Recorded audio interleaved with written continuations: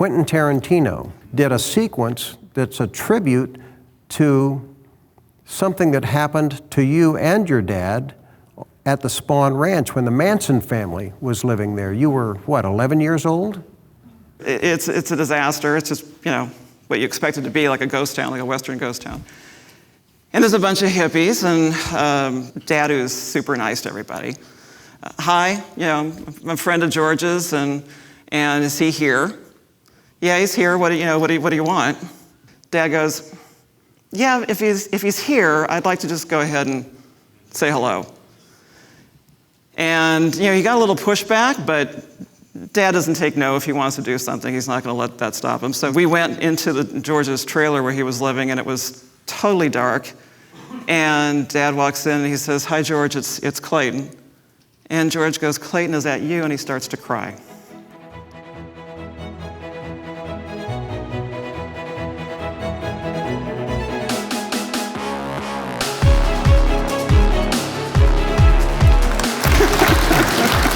And do you think that the producer's saying, he's wearing a mask, let's find somebody else to take his place, it'll be cheaper for us, and they got John Hart to do it? Dad got fired from the show after the second season. Absolutely.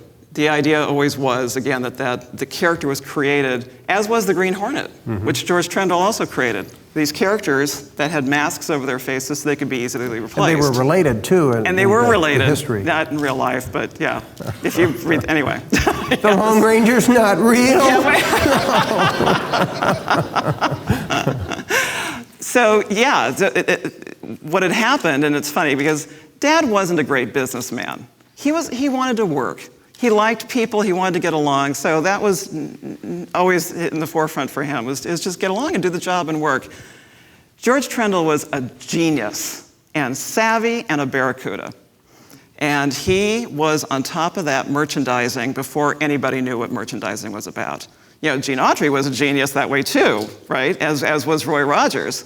But they owned their own names. They were Roy Rogers and Gene Autry, and Dad was a character, so he didn't own that. He didn't make a cent off of any of that. But so George Trendle, who's so smart, and he's already doing lunchboxes and puppets and hats and children's costumes and things. I found this out years and years and years later.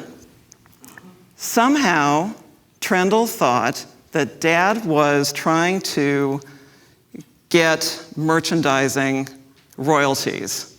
Dad would not even have known what that meant in those days.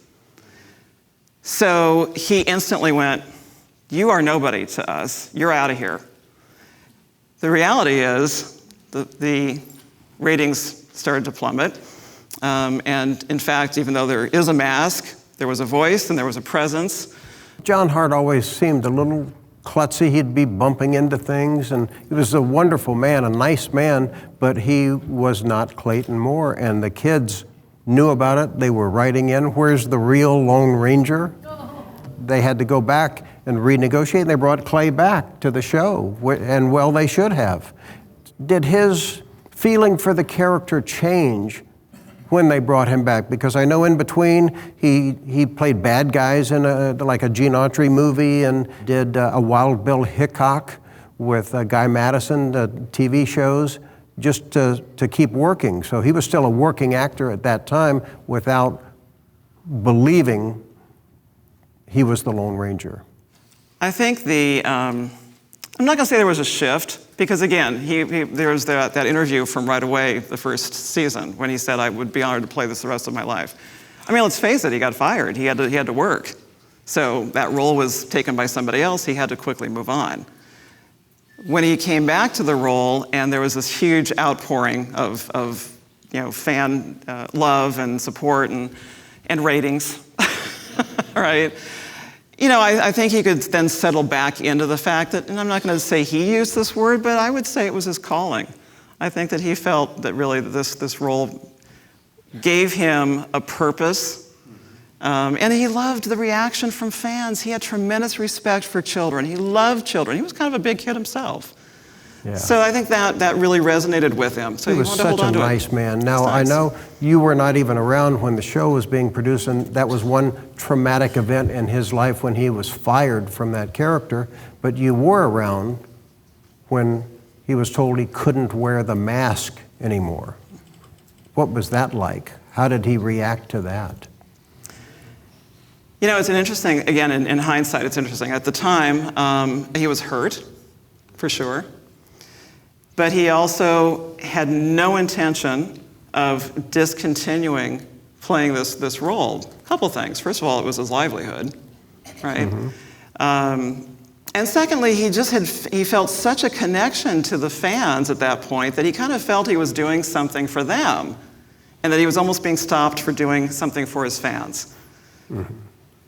So he went to court over it. And we were all behind him, because Yeah. I had met him. He was still wearing the mask. It was part of that show, When the West Was Fun. All the TV actors who made Westerns were there, and Clay was there in his tight outfit and mask, and it was great. And then when we were doing the Golden Boot Awards, suddenly he's wearing sunglasses because his mask was taken away, and we were all so mad and so supportive of him, because that movie, The Legend of the Lone Ranger, just tanked. It tanked. Yeah. It tanked. So none of us went. Well, We were watching reruns on black and white. he was on one of the cool moments from all that. That was a very difficult 5 years. It was 5 years. It started in 77, 78, and then Jack Rather died, and Benita Rather, his wife, immediately said, Clayton, I'm dropping this suit. So Benita is the one who made that happen, and she dropped it. In the interim, the thing that's really super interesting to me is he went on, anybody remember the show The Real People? George Schlatter produced. And George had Dad on in 1980, so it was right as this had begun. And he brought Dad on. There was a standing ovation, which did not ever end. They had to cut to commercial. They come back from commercial. People are still applauding and standing. Dad never did speak. He was never able to speak. All you see is him shaking hands and people being supportive. It was pretty incredible. Yeah. Well, that was great. I remember that. And then he did get the ability to wear the mask again, but in the interim, he had had those great sunglasses designed for him. There's a big fan of The Lone Ranger and your dad. All of us are, of course, but Quentin Tarantino did a sequence that's a tribute to something that happened to you and your dad at the Spahn Ranch when the Manson family was living there. You were, 11 years old? What was that? Dad had a friend visiting him from out of town, and this friend wanted to go see where Dad had filmed. So this is like June of 1969? This is summer of 69. And I'm 11, and I have no interest in going along for this project, but it's summer, I have nothing else to do, so I tag along. And this is kind of a little critical, so I'll throw this in. So I'm in like a go-go outfit. And I bring this up because it makes us very different from how everybody else looks at this thing, right? I'm looking a little like Nancy Sinatra. And orange polka dots. Yeah. White boots? Yes, the whole thing. Yeah. The whole thing. So we are at Iverson's Ranch. So Dad takes us to Iverson's Ranch to see the Lone Ranger rock. And we're walking around up there, and Dad says, we're really close by to Spahn Ranch, and I'm buddies with George, and I haven't seen George in 8-9 years. So why don't we just go stop over there and say hi to George while we're up here? So his buddy goes, sure. And we're in his buddy's car, which is a VW bus. So we drive over to Spahn Ranch, and I'm in my go-go outfit, and Dad's in his kind of, 1960s groovy attire, and getting out of this VW bus. And it looks like an old movie set, right? It's dusty and it's dirty and it's falling down, and there's mangy dogs kind of running around and half-dead horses, and just things it's a disaster. It's just, what you expect it to be, like a ghost town, like a Western ghost town. And there's a bunch of hippies and young men and women, and they see us drive up, and they kind of come out, and Dad, who's super nice to everybody. Hi, I'm a friend of George's, and And is he here? Yeah, he's here. What do you want? Well, I've not seen him in a while, and we were visiting, and I'd like to say hi. Well, he's kind of not available right now. And Dad goes, yeah, if he's here, I'd like to just go ahead and say hello.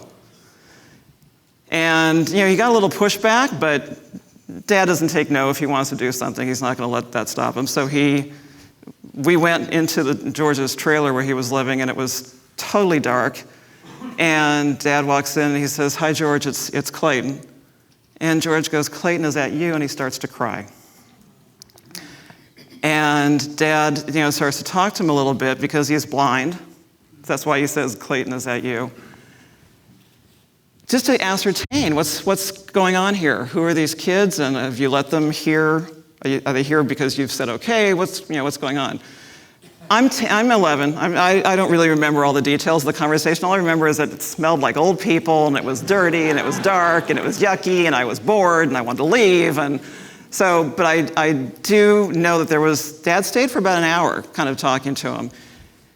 And he got the sense that George was okay. He was lonely, for sure, and that's why he got teary-eyed when he saw Dad. And he asked Dad to come back and visit him. And we left. He wasn't entirely comfortable, but he said it's not in imminent danger. Everything seems to be under control. And of course, literally 2 months later,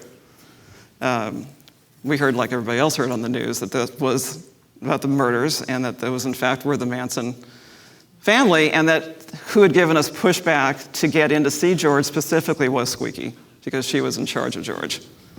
So, thankfully, we got out of there alive. Otherwise, Quentin would not have anything for his movie. Well, not only is this a great sequence in Once Upon a Time in Hollywood, Quentin's movie, but as a tribute to Clay, everybody's seen this film by now, I hope. I've seen it 4 times. You go back into the hallway to the darkened room where George Spahn is. You don't know if he's alive or dead. You see a photo on the wall of Clayton Moore as the Lone Ranger with Jay Silverheels as Tonto. It's a great sequence in the movie, and the tension in that, it's just so well done. And obviously, QT read your dad's autobiography. I got to tell you, when I saw that movie for the first time, I'm sitting in the theater, and I'm starting to see that scene unfurl in front of me, and I thought, this is weird. What's happening here? To see something that's only ever lived in your own memory, then on the screen happening, and it really happened almost verbatim. I was a little freaked out, but it was a fantastic scene. He did a great job. Well, he's a brilliant filmmaker, and that tension in that scene is palpable, and it was great. And Dawn, I'm glad you lived through that. I'm glad your dad did too, so that we could become friends. And I want to thank you for sharing these great memories of your dad and the Lone Ranger. Thank you. Thank you.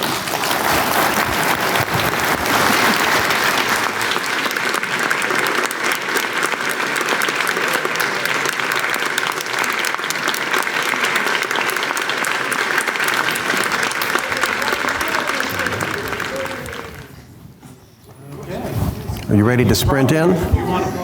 Oh, and before I sit down, because these pants are so tight, I wore them in honor of Clayton Moore. I don't know how he did it, but I'm just going to sit down and talk just a moment.